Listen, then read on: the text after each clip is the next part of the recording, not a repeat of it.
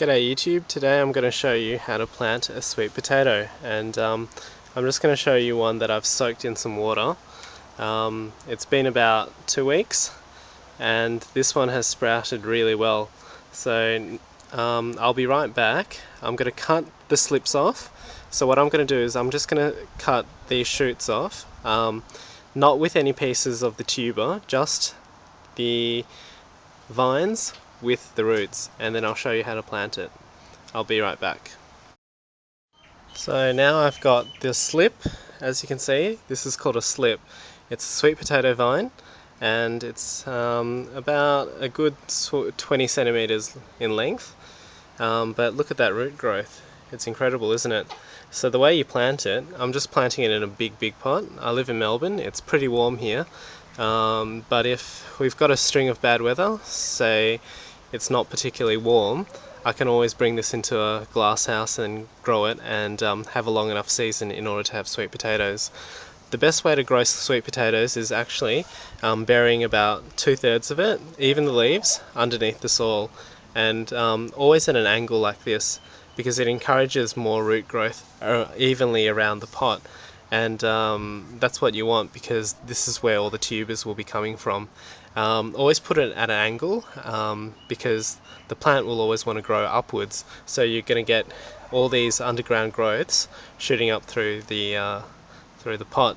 And it's just a normal soil. It's a little bit heavy. It's got a little bit of a clay, mushroom compost, and I've added a little bit of sand just to lighten it up. So now I'm just going to bury it, and all you have to do is bury it at an angle, just at this angle, and leave about that much above the ground. So I'm just going to get that done, and then I'll show you what it looks like. So I've just buried it, and as you can see, I've buried it a little bit further than I anticipated, but it doesn't really matter. These things are pretty resilient. And all I'm going to do now is just to mulch it and water it in well. And I mean, by watering in, I mean sopping wet. And then once you've mulched it, you don't really have to water it again for maybe once a week. This is the other slip. I had two from the same one, and I've buried it a little bit more shallower. As you can see, there's more leaves, so this one might take off better. But what I really wanted to show you was the one that I did about a week earlier. And when I buried it, it looked exactly like this. I thought it wasn't going to grow very well, but just 1 week later, no watering, just some really hot weather, and I mean over 30 degrees for about 4 days, and look what happened. As you can see, it's doing very well. And although I'm not getting any growth from below here yet, hopefully this one really takes off, and it has. No watering yet after a week.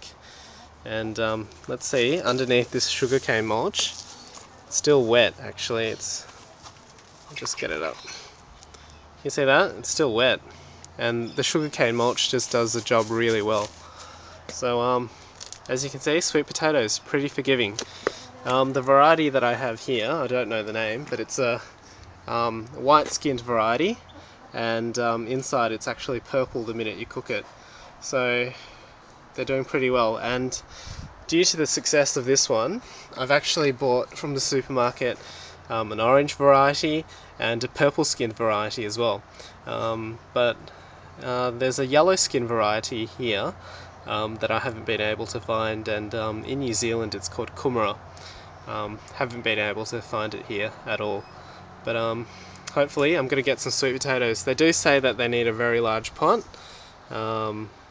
but I'll see if I can pull it off just in this large one. It's only about 20 litres, this pot here, but we'll see. Wish me luck, guys. Okay, take care, and I'll see you next time.